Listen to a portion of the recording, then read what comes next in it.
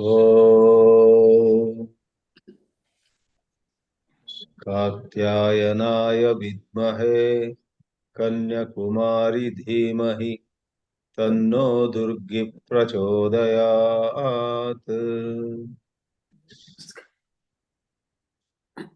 With prostrations at the feet of Divine Mother Sri Rajarajeshwari,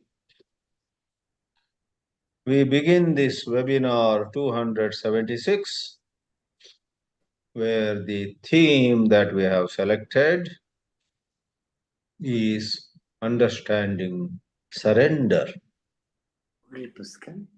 also called sharanāgati, also referred to as prapatti. Surrender is, as we have put it in the synopsis that reached surrender is a high plateau topic actually. Everybody talks about surrender, but I am afraid hardly anyone is really able to surrender really. And a large majority don't even know what they are talking. But it's a popular word, like love. Everybody uses the word, I love you, I love the country, I love my language, I know this food. Maybe with respect to food, they might be very sincerely saying it. But then they talk about love of people, love of brother, sister, husband, wife, etc. We have to take that statement with a grain of salt. Surrender too is very hard for anyone even to comprehend. But that doesn't make the study of this theme less important. We must keep striving to understand what this surrender is after all. Champions of bhakti have talked about surrender much more than the teachers of jnana yoga. But I will attempt with my own limited knowledge to show in this webinar that in spirit there is sense of surrender in jnana yoga also. Even in jnana yoga, to make a remark at this moment itself, the students have a spirit of surrender to the scriptures, Shruti, Veda Vakya, Vedanta, what is called Shraddha among the Shatka Sampatti, Shama, Dama, Uparama, Titiksha, Shraddha and Samadhanam. What is called Shraddha involves a certain dedication on our part to Shrutivakya on one hand and Guru Vakya on the other. Sadbhavana or Shastreshu Guru Vakyeshu Satya Buddhya Avadharana is how Viveka Chudamani defines Shraddha. Shastreshu Guru Vakyeshu Satya Buddhya Avadharana, taking what the eminent gurus say, what the Vedantas, that is Upanishads say, taking that to be Satya Buddhi, taking that to be Satya, with the understanding this must be true. If it seems to be contradictory, I have perhaps not understood it well. Let me check again with the noble teachers. Let me have a bit of a dialogue with them. In this way one goes about it, there is a certain spirit of surrender over there. We know that someone like Sri Ramana Maharshi, who is primarily remembered, primarily highly revered for teaching us, leaving behind a legacy of a variation of jnana yoga, that is atma-vichara, who am I inquiry, also gave all credence to bhakti. In fact, one of his famous statements is, if you want liberation, broadly speaking, there are only two paths. One is inquire, question, question your beliefs, question your sorrow, question your happiness, and question the very entity that is sad at a given point of time. Question the very I that says, I am very happy today. I am very sad today. I am jealous of this guy. I am envious of that lady. So all these sentences have a certain sense of I. Question it. Who am I? That is one path. Maharshi Ramana said at the same breath, two paths, inquire or surrender. Bhagavad-Geeā chapter 12 lays down before us two approaches again for liberation, towards liberation, and Sri Krishna calls one of them as avyakta upasana, adoring, contemplating upon, meditating upon that which cannot be described, that cannot be put in words, and that stands for jnāna-mārga. On the other, Sri Krishna praises the way of surrender. In the 12th chapter, which is called Bhakti Yoga, there is an open praise of the path of surrender, saying where Sri Krishna says, rather than going for contemplation about or on that inconceivable, indescribable truth, if somebody says, all that I do, all that I am is offered to God. In the 6th verse, he says, Yetu sarvāni karmāni mai sanyasya matparaha ananyena eva yogena mam dhyayantaha upasate teshamaham samudharta. I lift those people from this ocean of death, mrityu sansara sagarat, bhavami nachirat partha yamevaisha chetasam. He is praising the path of surrender in verse number 6 and 7. And very openly, I put the adverb, very openly, in the 5th verse he says, no doubt, jnana yoga, contemplation on Brahman without attributes, nirguna, nirakara, asparsha, aganda, arupa, arasa. There are no descriptions possible. No wonder or no doubt, he said, no doubt, that path also does lead to the highest goal, but the difficulties of those who go for jnana yoga are 10 times more, 20 times more. This 10 and 20 is my masala, okay? Sri Krishna did not use 10x or 20x. In modern times, you and I use this. On one hand, numbers. On the other, percentage. My own eldest brother, who is no more now, when he was 26 or 27, was shown a number of girls possibly to marry. Some girls were shown to him by going to their houses, as it was the practice. Some girls were shown to him by an uncle of ours who would take my eldest brother and stand by the roadside at a certain time when that girl who is in mind is going to college.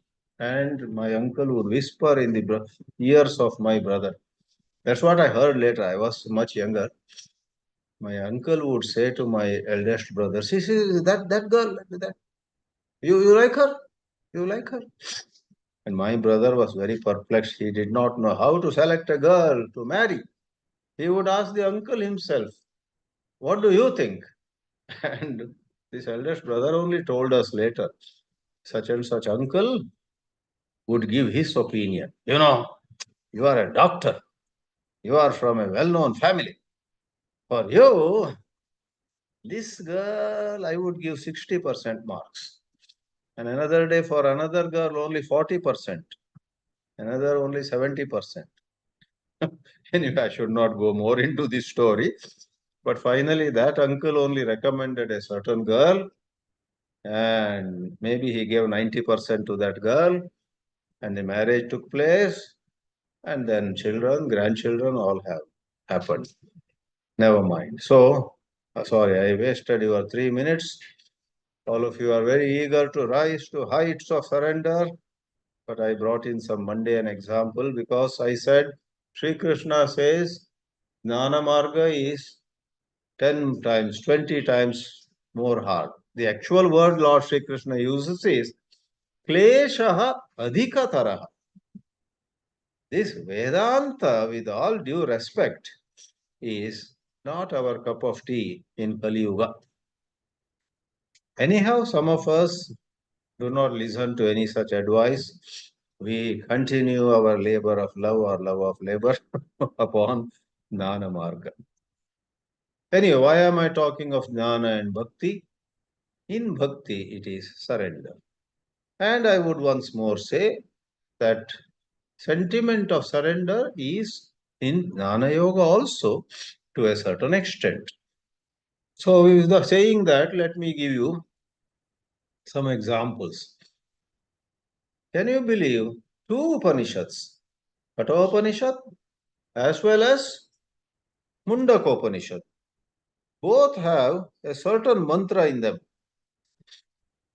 In that mantra, it is said, Katha Upanishad, the second Valli, 23rd mantra, goes, Nayamatma pravachanena labhyah na medhaya bahuna shrutena yamevaisha vrinute tena labhyah tasyaisha atma vivranute tanum swam.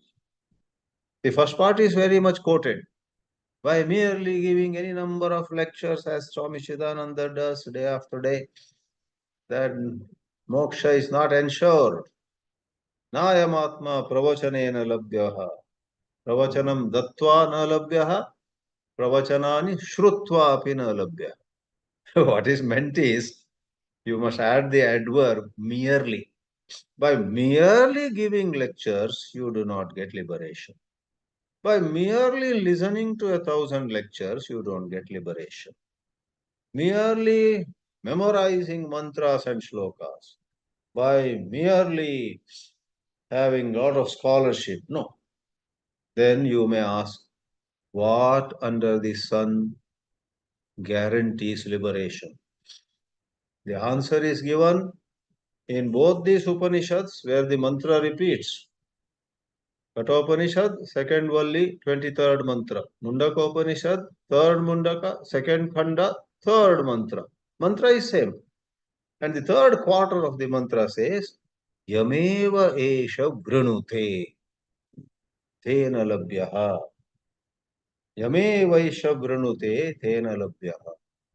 The word bhakti, word sharanāgati, word prapatti is not there, I agree. But what is meant by yamevaisha vrinute? You must seek the truth. All of you know the word swayamvara. Swayamvara.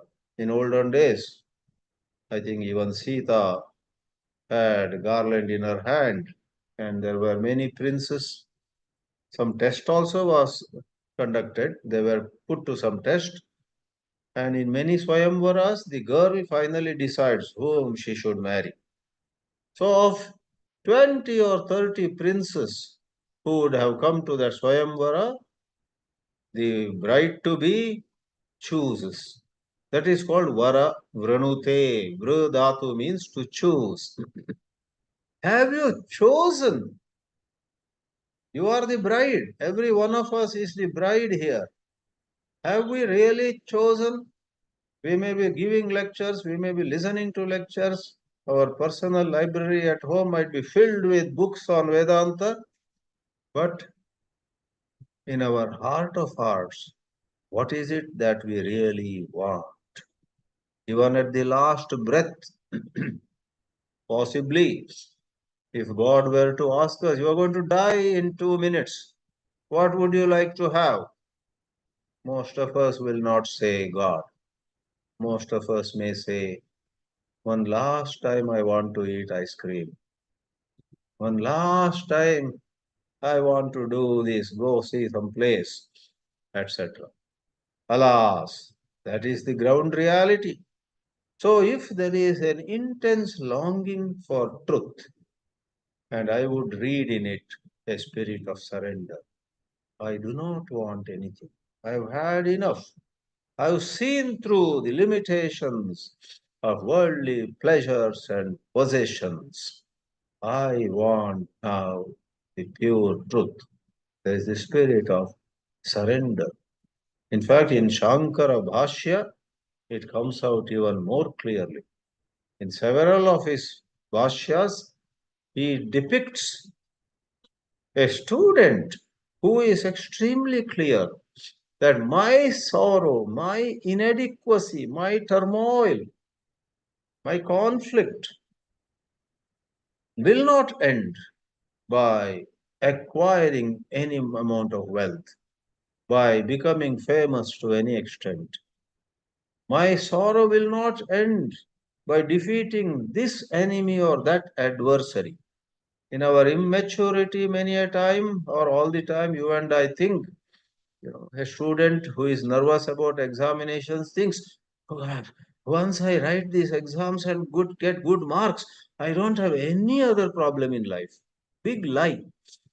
When the exams are over and he gets good results, his real problems begin that.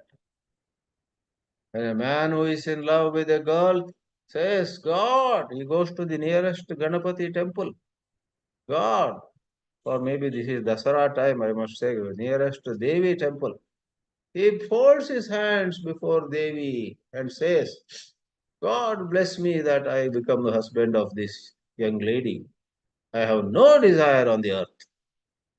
And within 3 days of marrying her, his troubles begin rather than all his troubles ending. You know that. So I, I need not go more and more. Shankara Bhashya is serious. I wish next time I'll read out that sentence. That sentence has made a great impact on me also. But the exact Sanskrit words I do not remember. But the adverb or the present participle there is apashyan. Pashyan means seeing. Apashyan, not seeing any other way for the mitigation of all conflict or sorrow or turmoil, etc. No other way than self-knowledge. Atma vina anyam margam apashyan. Something like that. The mumukshu sees that there is no other way. I must now gain self-knowledge and self-knowledge only. For that I must cut down, cut down all other expenditure of energy, and I must engage. Tad vijnanartham gurumeva abhigachet samitpanihi shrotriyam brahmanishtam, says Mundaka Upanishad mantra, right?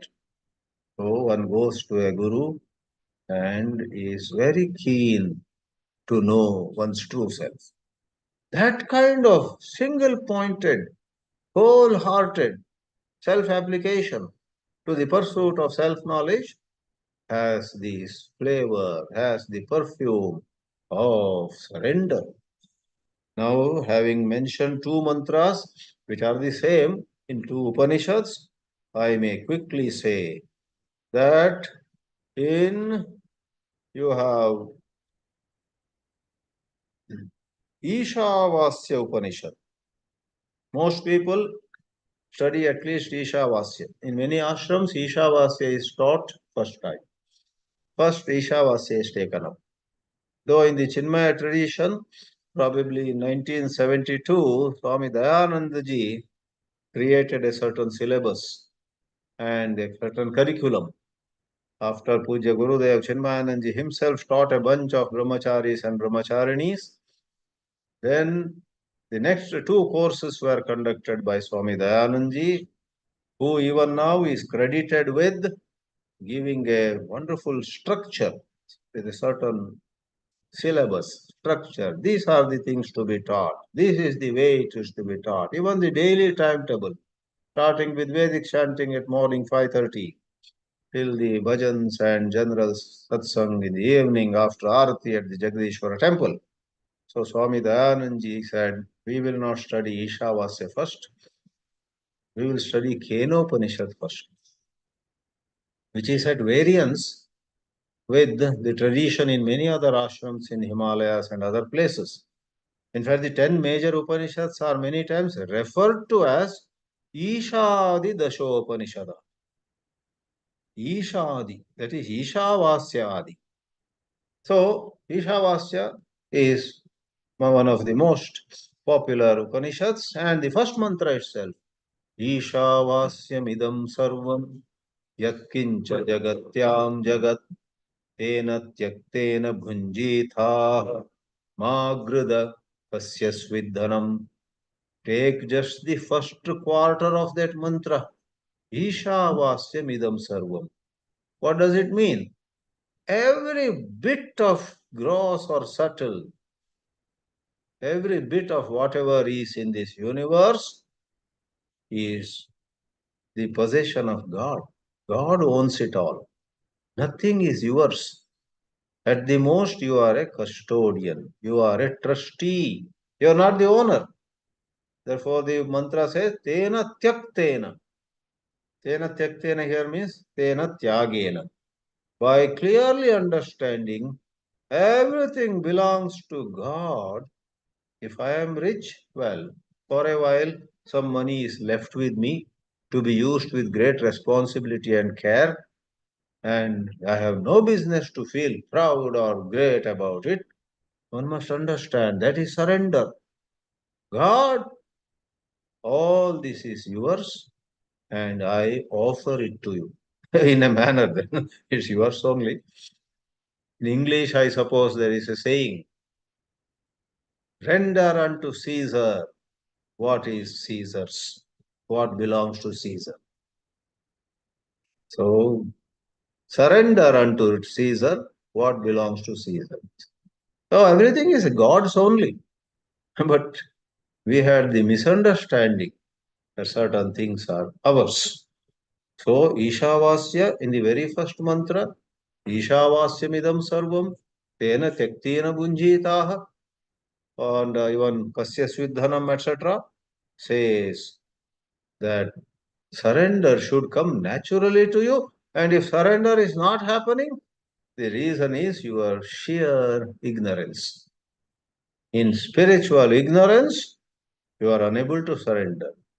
When there is a certain mature understanding of what life is, who you are, what this creation is, the scripture says surrender should happen spontaneously. Spontaneously. Understanding. Therefore, jnāna, understanding, goes hand in hand with bhakti, which is devotion. And one more, Kenopanishad from Samaveda. Brahadaranyaka and Isha were both from Shukla Yajurveda. Kenopanishad is Samaveda. In Kenopanishad, a certain bowing down with devotion is shown. Example of it is shown through Indra. Vayu goes to find out a certain luminous figure with pride, with arrogance. Who is this who has suddenly shown up here? They go ask him, that luminous figure, Kosi, who are you? And that luminous figure says, I will tell you who I am later. Who are you? And Vayu says, you don't know me. I am the most well-known, powerful Devata, Vayu. The luminous figure says, the luminous figure is referred to as Yaksha. The Yaksha says, oh really, you are Vayu. I never heard of you. What power do you have? Very humorous it is. And Vayu says, I can blow away anything. And that yaksha, that huge luminous figure, places a blade of grass before this Vayu. Okay, blow this up if you can. And Upanishad describes it. Sarvabhāvena, with all speed, Vayu goes towards that blade of grass. Cannot move even a blade of grass. And Vayu, not accepting defeat, just runs away from there. That happens to Agni, fire god, who says, I can burn anything. And then same Yaksha says, okay, well, keeping the same blade of grass in front, burn this if you can. Fire god cannot even burn a little dry leaf. And then comes Indra. Indra, hearing the story of Vayu and Agni, realizes there is a certain power which is way above us. And it's sheer ignorance on our part to think that we are so powerful. We have no power unless blessed by that God power. So, with certain understanding, he goes, and to test him further, that Yaksha just vanishes. This is the Yaksha Upakhyana in Kenopanishad. So, when Yaksha vanishes, Indra doesn't even get a chance to ask the Yaksha, who are you? No interview, no audience is given. Anybody else with a trace of ego would have fretted and fumed. What is this? I am not given an opportunity. And why did he vanish? I think he was afraid of me. Some kind of wrong interpretation, egoistic person would have given. But Indra is of a certain higher degree of purity of mind. He stands there with head down in a prayerful mood. That is surrender. He surrenders to the Almighty, who he understands is testing him. And therefore, rather than trying to be too smart, which he cannot really be, he just bows down. And in the place, in that very place where Yaksha was standing, there appears, this is Dasara time, Navaratri time, most appropriately, Devi, Uma Haimavati. Upanishad uses these words. Mother Parvati, Haimavati means daughter of Himavan. So the smiling face with her hand raised to bless Indra very lovingly, like a mother. Uma Haimavati, Parvati says to Indra, that luminous figure, that Yaksha, who taught a lesson of their life to Vayu and Agni, was no other than the supreme God, Brahma. See, the word Brahma is used at many places to refer to God, the ruler, and Jivatmas being the ruled. And in certain other contexts, the word Brahma can stand for the non-dual reality where there is nothing other than it. So you have to see the context. So when Uma Haimavati says it was Brahma, the reference is to God. In fact, Shankaracharya, in his Vakya Bhashya, explains that the word Brahma has to mean God here, not the non-dual reality. The non-dual reality has no Jivatma to dictate. There is nobody else to whom God could release karma phala, etc. Non-dual Brahma is one without a second. But in this context, it is Ishvara. Ishvara, Jiva, and Jagat, as you know, are the threefold divisions. Kenopanishad, lastly, very quickly, in Upanishad, Datta, Damyata, Dayadhvam. There is a famous story. Give, Datta. Damyata, control your senses. And Dayadhvam, be compassionate.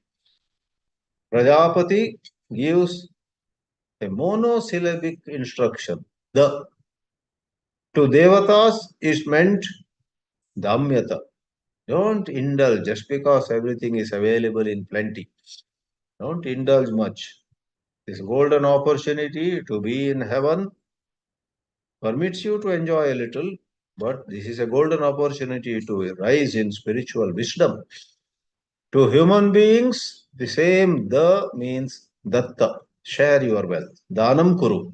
and to demons, Rakshasas, Asuras. The same the means Dayadvam. Don't be so cruel, don't be so harsh, don't be so hard on everybody. Be compassionate. And all the three categories, Dhanava, Deva, and Manava, all three bow down and accept the supremacy of Prajapati, Prajapati representing the supreme God there. Therefore, surrender to God. Though we say today we will see this evening or this morning in the West, we will see how surrender is presented in Gita and Upanishads. I will make one diversion in Valmiki Ramayana, in the Yuddha Khanda. There is the reference to prapatti. And I have heard that in the Sri Vaishnava Sampradaya, in the tradition of Vishishtadvaita, that is Sri Ramanujacharya, this shloka in the Yuddha Kanda is of utmost importance because even when Sugriva and many other advisors, Jambavan and others, say to Sri Rama, do not take this Vibhishana into your fold. Vibhishana can be dangerous. After all, he is a brother of Ravana. Don't take Vibhishana in your camp. They advise him. I guess almost all, maybe with one exception, I don't know. So, all the advisors, almost all the advisors tell Rama not to accept Vibhishana. But Rama says, Rama understands, Lord Sri Rama understands Vibhishana's sincerity. And Sri Rama says, Sakradeva prapannaya tavasmiti cha yachate abhayam sarvabhūtebhyo dadami etad vratam mama. He says to all of them without getting angry with them, well, all of you have given your advice, opinion, counsel, thank you very much. But let me tell you, I see in this man, Vibhishana, total surrender. Sharanāgata is not the word used there. Prapatti is a noun and prapanna is the adjective. Somebody who has surrendered is called prapanna. That act is called prapatti, surrender. Sakradeva prapannaya. Even for a moment, when with total purity he surrenders to me and says, I belong to you, tava asmi iti yachate, give me shelter. That's what Vibhishana did. I see, I read his mind. There is no duplicity. There is no deceit in Vibhishana. Abhayam dadami. I give him fearlessness. I promise him 100% shelter. This is my vrata. Anybody among those attending the webinar 276 of Hawaii Forum also included. Anybody among us, suppose, surrenders or with a pure mind, we raise our hands. I cannot solve my problems anymore because I am with limited strength. I am alpashakta, I am alpajna. Oh Lord, you are sarvajna, you are sarvashakta. Sincerely, not just lip service. Then Ram's promise is abhayam dadami sarvabhutebhyaha etad vratam mama. This is my vow, he says. Now coming a little bit to Bhagavad-Geeā. In Bhagavad-Geeā, a child also can show shlokas. A child means there are some wonderful children these days. Every now and then we get video clips on WhatsApp. 4-year-old, 8-year-old, 11-year-old, they know whole Gita. They play Antyakshari with Gita shlokas. You know. So even small children who are a bit familiar with Bhagavad-Gita shlokas don't have to go to AI. Go to these children. That is better. It's more lively. AI also will give. Put sharanāgati in Gita. What is that? Chat GPT, etc. They will give you all the shlokas, numbers. But I would say you have the expression sharana, sharanāgata. Most quoted shloka is 18th chapter, 66th shloka. As Sri Krishna practically concludes his sermon, his immortal teachings as given to Arjuna, and through Arjuna he blessed all of us for eternity. In that shloka 66, last chapter, Sarvadharman parityajya mamekam sharanam vraja. Sharanāgati. Surrender to me. Now you and I don't know how to surrender. Therefore, saints and sages have given us. Sri Ramakrishna says, nobody on the earth can say he or she has zero devotion. Every one of us has little. Someone may have, on a scale of 100, 8, 12, 15. There's a dim and slender flame of love, devotion to God. Sri Ramakrishna says, that's enough. Start with that. Start with that.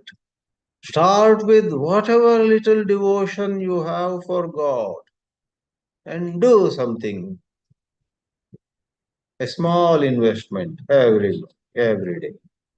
It will grow because the spiritual science, adhyātma-vidyā, says it that you actually have all the devotion hidden in your heart. Somehow it is blocked, it is veiled, it is covered. You just have to uncover it. You have to discover it. You don't have to bring it from anywhere else. In your heart, there is Ishvara Prema, there is Krishna Prema, there is Shiva Prema. Just awaken it. Start with that 10% that you may experience at this moment. You may say, well, once in a blue moon, I get some love of God. I have met many men who say, I don't believe in God, but my wife sometimes drags me to satsanga. For her sake and for peace in my house, I accompany her. I go sit with her. And yeah, sometimes if the speaker is good, I too become a little emotional for 2 or 3 minutes. Later on, I am back to the old self. That's what husbands say. I have no gender bias, I must add. I have met some wives who say also the same, that I don't believe in God. This husband of mine, from the beginning, he has been very foolish. He goes to satsangs, and for his sake, I go. So women also sometimes are more into jnāna-mārga, and men are more into bhakti-mārga. All combinations occur. No way. Please do not equate men with jnāna-mārga and women with bhakti-mārga. That equation can be terribly wrong at times. There are many men who have such devotion, they cry for God. And there are many women who are excited about Vedanta study and so on. Anyway, that is beside the point. I am saying here, the 66th verse, Sri Krishna says, Sharanam Vraja, Mam Ekam Sharanam Vraja, and I will wash away all your sins. Aham tva sarvabhāvebhyo mokshayishyami ma shuchaha. Do not cry, do not weep anymore. If there is the simplest summary of Bhagavad-Geeā, it is that none of us has actually any reason to weep. When we weep, when next time we cry, amidst those tears, amidst those wailings, it's good to pick up Bhagavad-Geeā and read 5 or 10 verses. You will find your mood changes. For those of us who know a little Sanskrit, the original alone is enough. Just the other day, I was in a little bit depressed mood. Then I realized that I was trying to finish this work and that work and look at this file and to complete that article all promised. I said, oh, for some time now, I have not, for my own sadhana, I have not read the Upanishad. So I put aside all work and said 11 minutes, 10, 11 minutes, I will read Upanishad and Shankara's commentary. Luckily for me, I have some grip on Sanskrit original.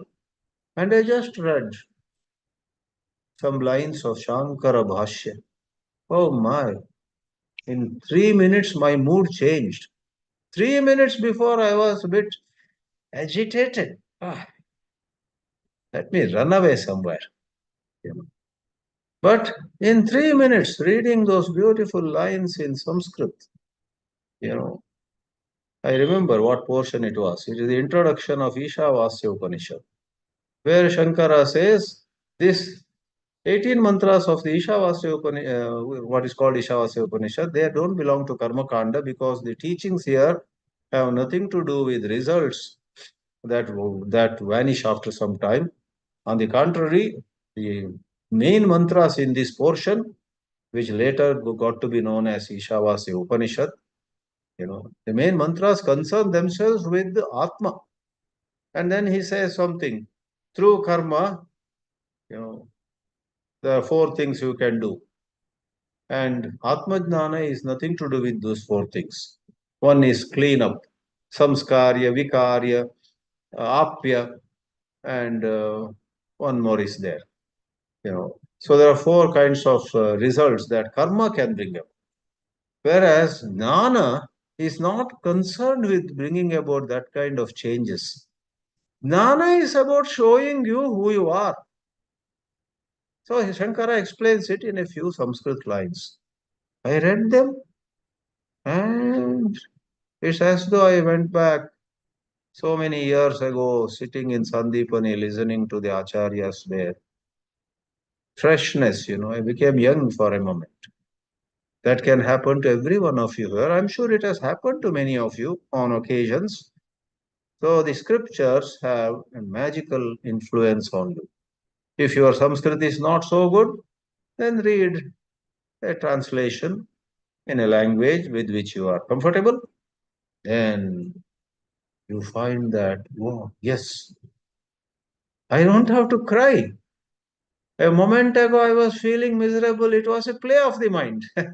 No doubt about it. It was a mischief of the mind. Actually, I should be happy. I should count my blessings. In this world, there are so many people with 10 times, 100 times more problems than I do, right? I must be dancing in joy.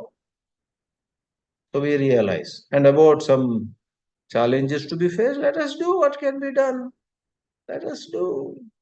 Why fear? Why worry? By worrying, nothing is going to. All that common sense comes back to us. But at the time we were crying, common sense had gone out of the window as though. So Sri Krishna says, Ma Shuchaha.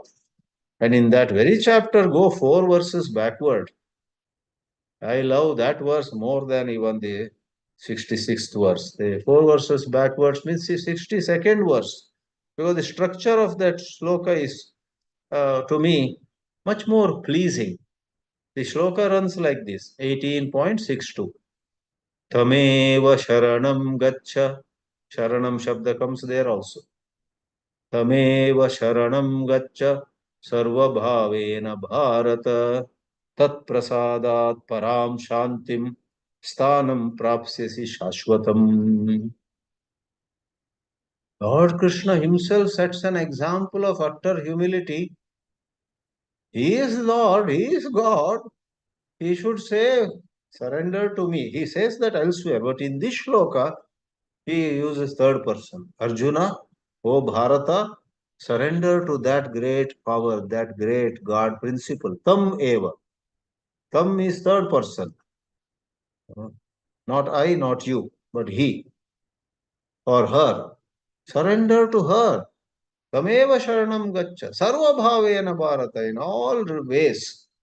And tat prasadat, tasya prasadat, or tasyaha prasadat, feminine. By the anugraha, by the grace of that divine mother, you will get param shantim, supreme peace, shashvatam sthanam, eternal place to be at, etc. I'm so fond of this shloka that long back I converted it into, a prayer for every one of us. We can sit before our Ishta Devata. Some of you may have Ganesha as Ishta Devata. For some of you, Shiva may be Ishta Devata. For some of you, Devi may be Ishta Devata. For some of you, a guru like Ramakrishna or Ramana, Chinmaya or Vivekananda might be Ishtadevata. Place that picture or mentally visualize your Ishtadevata, chosen form of God in front of you.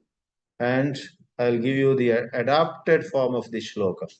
Instead of third person, surrender to him, the verse becomes Tvameva sharanam yami. I surrender to you. If you are praying this before, Devi Lalitambika, O Lalitambike, I surrender to you. Tvameva sharanam yami. Second part, sarvabhāvena ambike. O mother, instead of Bhārata, change it to Ambike. Tvameva sharanam yami sarvabhāvena ambike. Tvat prasadat, by your grace, param shantim sthanam prapsyami. Gita shloka has prapsyasi. You change it, prapsyami. I am confident that I will attain the supreme peace and the eternal abode by your grace. Therefore, त्वामेव शरणं यामि सर्वभावेन अम्बिके त्वत्प्रसादात् परां शान्तिं स्थानं प्राप्स्यामि शाश्वतम्. If it is a masculine, then त्वामेव शरणं यामि sarvabhavena swamin. In Bharata, you put your Ishta Devatas appropriate. Suppose it's Krishna, even Bharata can be replaced to what you call in to no injustice to Chandas. Put Madhava.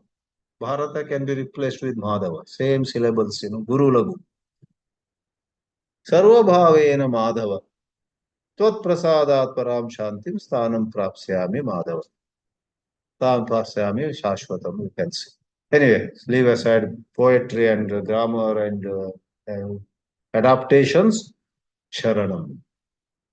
Tameva sharanam gaccha, says Sri Krishna. I already quoted 12th chapter 7th shloka, where Sri Krishna says, those who single-pointedly, lovingly think of me all the time, tesham aham samuddharta, uddharam karomi, mrityu samsara sagarat. And in the verse at the end of 9th chapter, at the end of 9th chapter means before that shloka there are 9 chapters, after that shloka also there are 9 chapters. So in a sense, it is the central shloka of Bhagavad-Geeā. Manmana bhava madbhakto madhyaji mam namaskuru yamevaisha. The 9th chapter, last shloka, is so powerfully telling us yamevaisha yuktva evam atmanam matparayana. I need not translate the whole, but essentially, put your heart and soul, put your head and heart, put your actions all at my feet. That doesn't mean don't act at all, sit on an easy chair and say, God, I have given all actions to you. You do not. If you totally sincerely say it, He will do. But don't do it as an escape. You at least could be in a tamasic mood and say, I have stopped, I have renounced everything. Now God will do everything. That is escapism. But in a pure sattvic mind, there are examples of saints who said, God, you do it, and God has done it. God does. God acts through them, or God acts through somebody, and the job is done. There are some instances. Without going so far, you have wonderful, convincing examples of surrender. In the 12th chapter, when the Sri Krishna himself compares the path of philosophical contemplation on the attributeless Brahman with the path of surrender or devotion, commentators have said, using a certain well-known, logical form. There are two nyayas called Markata Kishora Nyaya, Marjala Kishora Nyaya. Markata is monkey, and Kishora means baby. So a mother monkey allows the baby monkey, very small infant baby monkey, to hold the mother even as the mother monkey goes from one branch of the tree to the other. Very kind of the mother, very nice, very great. But Marjala, Kishore's baby, Marjala is a cat. The mother cat doesn't even expect the child to hold her body. The mother cat holds the child baby, typically, I guess, backside of the neck, and takes the baby from place to place. It is said bhakti-mārga is like Marjala Kishora Nyaya. Nyaya is a logical way of putting things. Nyaya is neither justice or injustice, nor hard logic, but it's a way of putting something with an illustration. So, bhakti, surrender, is like Marjala Kishora Nyaya. Easier. Anyway, to sum up, I must say that bhakti makes it very wonderful, easy to understand. In jnāna, there is surrender, which is a deep understanding of limitation of thought, limitation of human brain, limitation of human capacity to conceptualize, limitation of our own logic, however smart we may be, however gifted we may be. The truth of the Vedanta is beyond the reach of yukti. But yukti plays a second fiddle. Shruti, yukti, and anubhuti, all three come to the picture. But basically, there has to be a certain total receptivity, not blind faith, but it is an intuitive understanding that there is certain truth which I cannot myself bring in my thinking. But when I let it happen, it will happen. So we study Tattvamasi, the Upanishadic statements, the Upanishadic commentaries by Shankara and others. They hold our hand as though and take us to the edge of reason. And then the rest of it just happens. We must let it happen. We must not say, wait a minute, I'm going to play devil's advocate now. I will find some fault with this logic. Blah, blah, blah. Your restless mind, your arrogant mind, your presumptuous mind is throwing a spanner in the work. You have done enough of reasoning. Congratulations for that. But if you are truly intelligent, you would have seen by now the limitations of the five pramanas. Pratyaksha, Anumana, Upamana, Arthapatti, and Anupalabdhi. Five pramanas are used, means of knowledge are used in thousands of subjects taught in the universities to arrive at all kinds of knowledge. But the Atma-jnana happens through the sixth pramana, that is called Shabda pramana, and that is Shruti pramana. That is, we listen to the words which have to be properly explained, properly expressed by a competent teacher, and then without trying to act smart, going by a certain spirit of surrender. It's not a foolish, idiotic, or what you call tamasic or cowardly surrender. Rather, it is the mature surrender, as Tagore says in his poem of Gitanjali. Give me the strength to surrender my strength to thy will with love. The last line of one of those poems. This is my prayer to thee, my Lord. Strike, strike at the root of penury in my heart. Look up if you like in Google. This is my prayer to thee, my Lord. There's a prayer in Gitanjali. At the end of it, he says, give me the strength to surrender my strength to thy will with love. So it's an intelligent, very intelligent grasp of certain higher principles of life.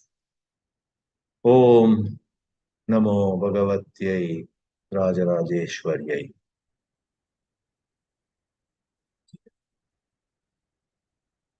So there must be some questions, I suppose, or comments. Okay, namaskar and pranam. Okay, Dr. Rampai says, Anukulyasya sankalpah pratikulasya varjanam rakshishyati iti vishwasah goptrutve varanam tatha atma nikshepa karpanye shadvida sharanāgati. Wow, I had not come across this, or I might have forgotten. Otherwise, I have not been much of a student of. This is in Hari Bhakti Vilasa. Beautiful, sir. Anukulyasya sankalpa. All simple Sanskrit. Resolving what is conducive to spiritual growth, I guess. Pratikulasya varjanam. Our conscience knows doing certain things, saying certain things, getting involved in certain things is not conducive. It will hamper our spirituality. So varjanam, give it up. Rakshishyati iti vishwasaha. This study, this meditation, this japa, this prayer, this attending a satsanga will protect me in the long run. That vishwasa, faith. Goptrutve varanam tatha. I guess varanam, you choose. God being your protector. Gopta means protector. Atma nikshepa karpanye. Not very sure what this means, but karpanye is, I guess, in feeling pitiable. Atma nikshepa is submit to his will. This way, Shadvida Sharanagati. So Hari Bhakti Vilasa, 11th chapter, 676th section, I guess, verse 33. So maybe this shows in the... About? Last one is not to be proud of your sharanāgati. Oh, not to be, that Atmanikshepa, not to be proud. Proud of your, when you do sharanāgati, don't be proud of your sharanāgati. Correct. Don't be proud of it. Right. Very nice. Yeah, like Indra was not proud. He just Vinamra Bhava. Okay. Beautiful. Hari Bhakti Vilasa. But this is an independent work, or is it part of Bhagavatam? Bhagavatam. Okay, great. So above verse explains the sharanagati or surrender. Wonderful. Please everybody copy it and contemplate on it. And then you have, yes, I love this one very much, right? And Ramji also say, Yo mam eva masammudo janati purushottamam sa sarvavid bhajati mam sarvabhāvena Bhārata. So this is the 19th shloka of the 15th chapter of Gita. Yeah, that also has that spirit of knowing God, loving God and knowing God come together over there. Then Vibhishana Sharanagati has been considered the most ideal one, most quoted as an example. Yeah, that's true. Vibhishana Sharanagati. As you know, there are so many other Gajendra Sharanagati is there, Draupadi Sharanagati is there. You know, so many devotees examples. Mukundamala talks about Prahladascha Vibhishanascha Karirat Panchali Ahalya Dhruvaha. Prahladascha Vibhishanascha Karirat is the Gajraj. And Panchali Draupadi, Ahalya, Lady Gautama, Rishi's wife, and Dhruvaha. So that 6 are given in one of the shlokas in Mukundamala. Okay. Sarvadharma, I think this means karma sannyasa, your comments. Yeah, Sarvadharman Parityajya has multiple interpretations. It can be karma sannyasa also.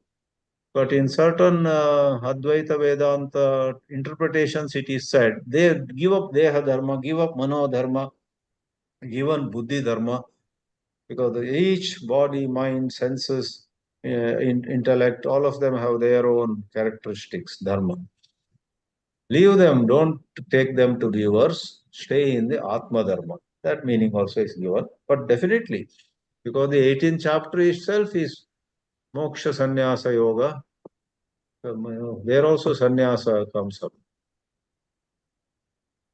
Nimish says the tip about reading some scriptures even for a short time to combat low mood. Great, appreciate listening to your example. Yeah, all of us, we are in the same boat. Sometimes we get very dejected. It's all play of the mind, no doubt. But at that time, it seems to be so true.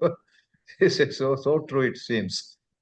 But we need to have several things, scripture, some recitation, some stotra, and so on. So I now request Ravindra Murthy to turn the mic on and speak up. Pranam, Swamiji. Namaste. Just along the lines of what Sri Ramji quoted, Yeah. in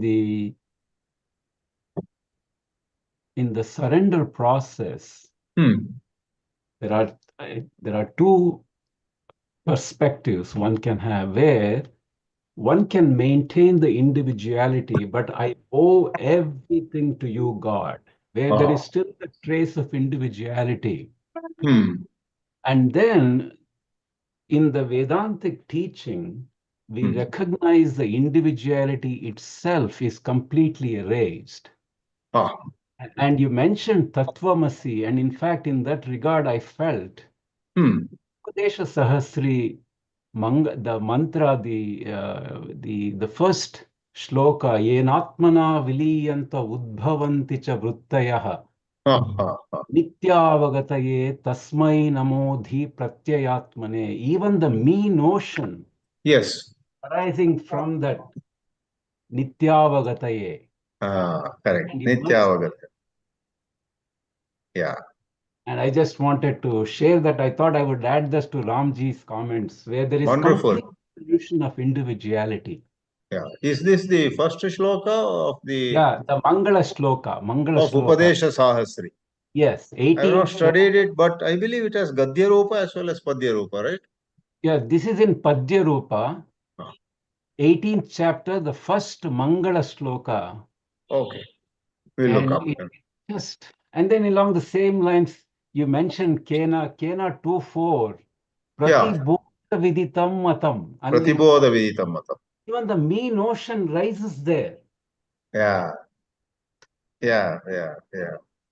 Correct. Every moment, certain sense of I know this, I know that. There one has to look for the pure I. Yes. And we see that eternal platform, if you will. Yeah. From which the me notion, all this is rising. And there is complete merger of the individuality there. Yeah, indeed. All divisions are erased. Beautiful. All right. Anyone else wishes to write something or say something, ask something?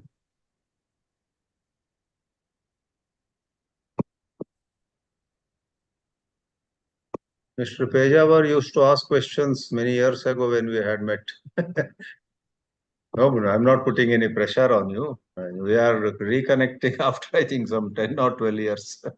It's very interesting to me that your example of Marketa Sannyas, Marketa Kishora. And Marjala Kishora.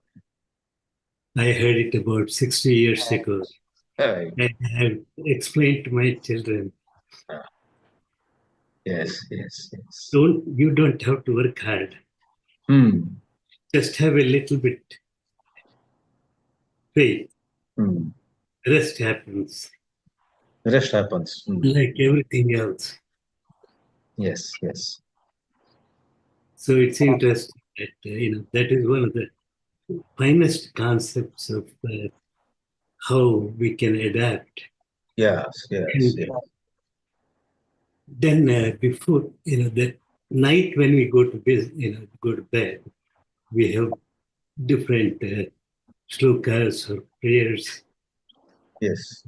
But about 10-15 years ago, one of the Swamijis from Australian ashram was here.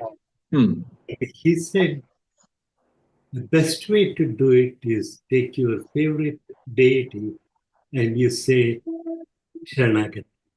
Ah, Whether it is Krishna or Rama, and to this day, because it's so easy and so, like you do that almost automatically. hmm. It is, I have also explained to my children as well as my wife, if you are looking for something that is easily can be remembered, this is it for you. Take your favorite card and you say sharanāgati before you go to bed. You get a good night's rest. Your mind gets clear and Yeah. it's like locking the door of the house or something else. Like you feel safe and you feel protected. Yes. Yes. Oh, yes. Wonderful. Thank you for sharing that. All right. With that, let's conclude. Vibhaji, any other comment or question? No, nothing is seen here. Thank you, Swamiji. All right. Thank you. Thank you all. And God bless us all. Namaste. Hari Namaste, Om. Swami. Good day to Hari Om. all in the West and good night to all in the East. Namaste. Namaste. Oh, some very young participants also are here. Hari Om. Wow, how nice. Yeah. Nice. Welcome, welcome. Yes, yes. Some have come again to webinar after some gap. How are you, Sucheta ji? Oh, okay. Prasad is not doing well, so I couldn't attend the I last few understand. months. Yeah, I hope he is a little stable now. Little stable, yes. Yeah. We'll connect sometime.